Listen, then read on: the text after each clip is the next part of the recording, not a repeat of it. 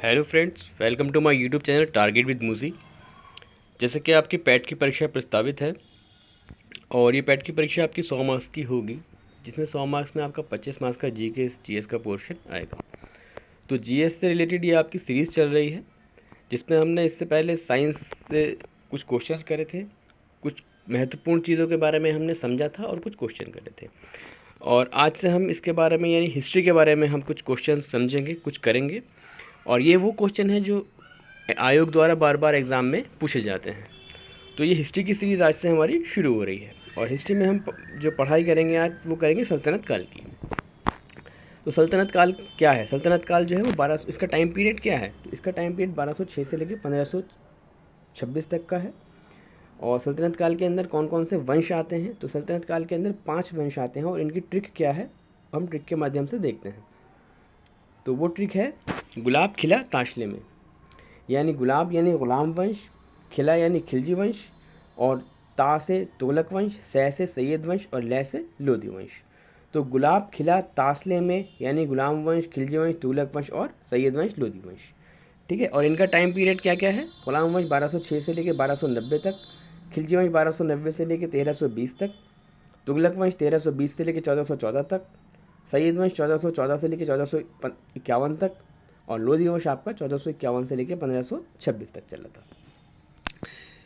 गुलाम वंश के जो संस्थापक था वो कौन थे? तो गुलाम वंश का संस्थापक था कुतुबुद्दीन ऐबक। 1206 से लेकर 1210 तक का इनका टाइम था। 1210 में इनकी मृत्यु हो गई थी और इनकी मृत्यु के बाद इल्तुतमिश गद्दी पर बैठा, जिसका टाइम पीरियड क्या था? 1211 से लेकर 1236 तक। इल्तुतमिश का जो बेटा था वो योग्य नहीं था शासक बनने का, तो इसलिए इसकी जो बेटी थी रज़िया सुल्ताना उसको शासक बनाया गया। ये प्रथम महिला थी जो कि महिला शासक बनी थी, रज़िया सुल्ताना। इसका टाइम पीरियड क्या था? 1236 से लेकर 1240 तक। और फिर बलबन, बलबन का टाइम पीरियड 1265 से लेकर 1287 तक। और बलबन का एक बहुत महत्वपूर्ण क्वेश्चन है जो एग्जाम में अक्सर पूछा जाता है। बलबन से अगर कोई क्वेश्चन आता है तो वो यही आता है कि रक्त एवं लौह की नीति किसके द्वारा प्रारंभ करी गई थी? तो रक्त एवं लौह की जो नीति थी वो आपका बलबन ने शुरू करी थी। ठीक है। खिलजी वंश, खिलजी वंश में आपका जलालुद्दीन फिरोज़ खिलजी 1290 से लेकर 1296 तक का टाइम पीरियड है। अलाउद्दीन खिलजी 1296 से 1316 तक का टाइम पीरियड है। मुबारक खिलजी 1316 से लेकर 1320 तक का टाइम पीरियड है।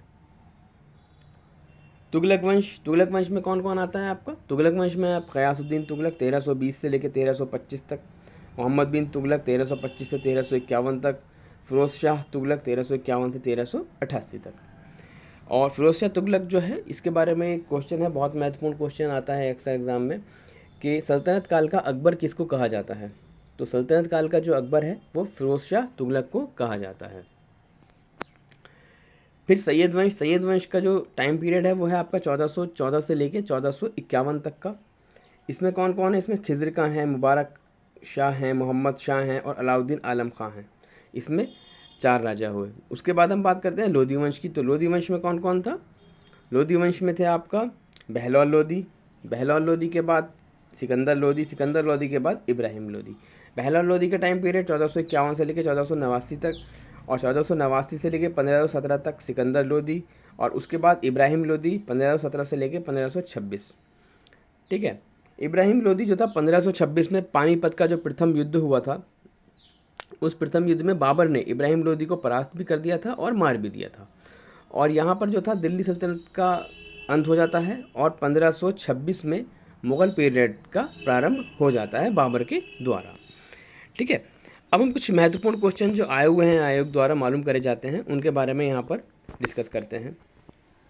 पहला क्वेश्चन है लौह और रक्त की नीति किसने अपनाई? तो अभी ये हमने पढ़ा था कि ये बलबन ने अपनाई थी। किसके शासनकाल में इब्न बतूता भारत आया था? तो इब्न बतूता जो था वो मोहम्मद बिन तुगलक के टाइम में भारत आया था और ये मोरक्को का था, मोरक्को से भारत आया था। नेक्स्ट है किस शासक ने भारत में तुगलक वंश की नींव रखी थी? तो ये आपका गयासुद्दीन तुगलक ने 1320 में इसकी नींव रखी थी। दिल्ली में अलाउद्दीन खिलजी के शासनकाल की अवधि क्या थी? तो अलाउद्दीन खिलजी का जो शासनकाल था उसकी अवधि 1296 से लेकर 1316 तक थी। खिज़र खां निम्नलिखित में से किस राजवंश से संबंधित था? तो खिज़र खां जो था वो आपका सैयद वंश से संबंधित था। Option C. अमीर खुसरो, जिन्हें कव्वाली का पिता एवं भारत का तोता भी कहा जाता है, किसके दरबार में दरबारी कवि थे? तो ये थे अलाउद्दीन खिलजी के दरबार में दरबारी कवि थे, ऑप्शन डी। भारत में सिकंदर लोदी का शासनकाल कब से कब तक था? तो इसका आंसर होगा ऑप्शन सी, 1489 से लेकर 1517 तक। अलाउद्दीन खिलजी द्वारा बनाया गया प्रसिद्ध अलाई दरवाज़ा कहाँ पर स्थित है? तो यह है आपका नई दिल्ली में, यानी कि ऑप्शन इसका B, option B. Alauddin Khilji द्वारा बनाया गया प्रसिद्ध अलाई दरवाज़ा कहाँ पर स्थित है? तो यह आपका नई दिल्ली में, ऑप्शन बी। दिल्ली में कुतुब मीनार दुनिया का सबसे ऊंचा ईंट का बना मीनार है। इनमें से कौन से राजा ने इसके निर्माण में योगदान नहीं दिया? तो इसका आंसर होगा अलाउद्दीन खिलजी, यानी कि आपका फिरोज शाह तुगलक ने भी इसमें योगदान दिया है, कुछ ना कुछ काम करवाया था, और कुतुबुद्दीन ऐबक ने भी करवाया था कुतुब मीनार में, और इल्तुतमिश ने भी करवाया था, मगर अलाउद्दीन खिलजी ने इसमें कोई काम नहीं करवाया था। तो इसलिए इसका आंसर क्या होगा? ऑप्शन सी इसका आंसर है। नेक्स्ट है, तारीख़ फ़िरोज़ शाही के लेखक हैं। तो तारीख़ फ़िरोज़ शाही के जो लेखक है वो है ज़ियाउद्दीन बरनी। ठीक है, तो हमने ये आज हिस्ट्री के 10 क्वेश्चन करे, और इस तरह से ही हम कल फिर कुछ नए क्वेश्चन लेकर आएंगे। और इससे पहले जो हमने साइंस की सीरीज़ करी है, साइंस की सीरीज़ में हमने हार्ट के बारे में पढ़ा था, ब्रेन के बारे में समझा था, और रिप्रोडक्टिव सिस्टम के बारे में, और जो क्वेश्चन प्रीवियस ईयर में आए हुए हैं कुछ अराउंड 35 क्वेश्चन हैं, उनके बारे में भी हमने डिस्कस करा था। तो उसका जो लिंक है वो वीडियो के डिस्क्रिप्शन में है, आप चैनल पर जाकर भी उसको वीडियो को देख सकते हैं। और आपको अगर इसके PDF चाहिए तो आप हमारे टेलीग्राम चैनल से जुड़ सकते हैं, जिसका लिंक भी मैंने डिस्क्रिप्शन में दे रखा है। ठीक है, वीडियो अच्छी लगी हो तो आप लाइक ज़रूर करें और सब्सक्राइब करें और शेयर करना बिल्कुल ना भूलें। ठीक है, थैंक यू वेरी मच।